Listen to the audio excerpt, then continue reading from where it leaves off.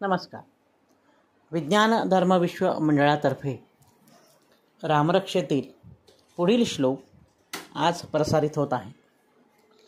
चरितं रघुनाथस्य शतकोटी प्रविस्तरम् एकैकमक्षरं पुंसां महापातकनाशनं ध्यात्वा नीलोत्पलश्यामं रामं राजीवलोचनं जानकी लक्ष्मणोपेतं जटामुकुटमंडितम. असे हे 2 श्लोक आपण आज पाहत आहोत.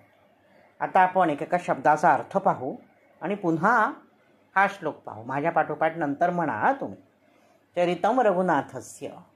रघुनाथ म्हणजे राम. रामाचं हे चरित्र कसं आहे? शतकोटी प्रविस्तरम म्हणजे 100 कोटी इतका त्या चरित्राचा विस्तार आहे.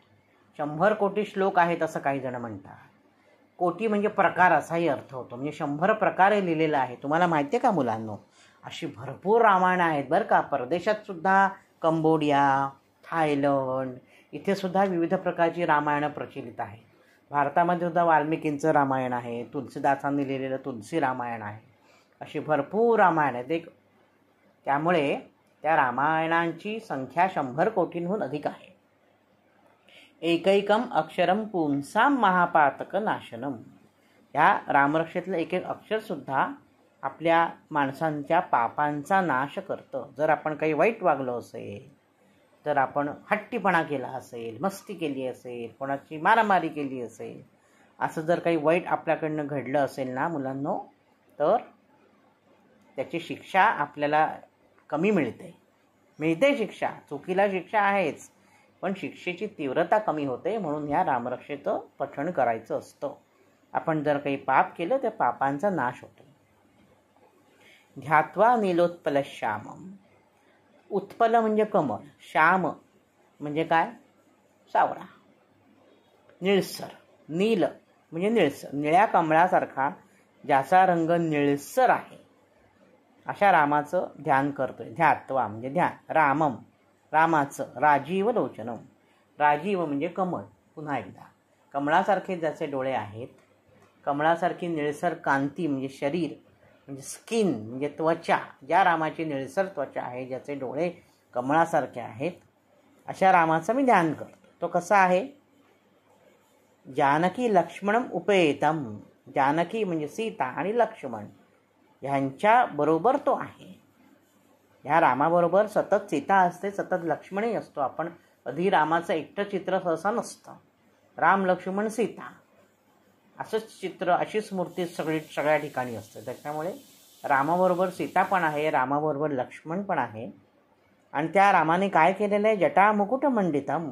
जटारूपी मुकुटामुळे जो सुशोभित आहे. मुकुट माहिती आहे ना आपल्याला, मुकुट घालतात बघा राजे रजवाडे पूर्वींचे. तुम्ही जर जुन्या मालिका पाहिल्यात तर त्याच्यावर दिसेल तुम्हाला की सोन्याचा मुकुट असतो डोक्यावर. तर जटारूपी मुकुट धारण केलेला आहे रामाने, म्हणून तो अतिशय सुंदर शोभून दिसतोय असं म्हणायचं आहे बुधकवची कृषीला. तर आता माझ्या मागे तुम्ही हा श्लोक सावकाश 2 श्लोक म्हणा, म्हणजे तुमच्या लक्षात राहील आणि पाठ होईल बरं का. चरितं रघुनाथस्य शतकोटी प्रविस्तरम् एकैकम अक्षरं पुंसां महापातकनाशनं ध्यात्वा नीलोत्पलश्यामं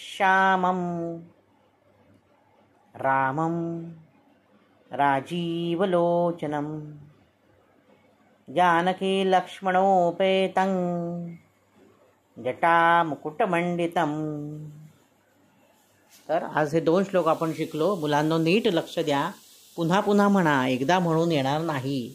पुन्हा जर तुम्ही हे श्लोक म्हटलेत, तुम्हाला निश्चित पाठ होईल, तुमच्या निश्चित लक्षात राहील. रामरक्षेचं पुस्तक समोर ठेवा आणि माझ्या पाठोपाठ मगाशी म्हटल्याप्रमाणे श्लोक म्हणा. हळूहळू सगळी रामरक्षा तुमची पाठ होईल. तर आता मी इथे थांबतो बरं का. आता पुढच्या भागामध्ये आपण पुढचा श्लोक. धन्यवाद.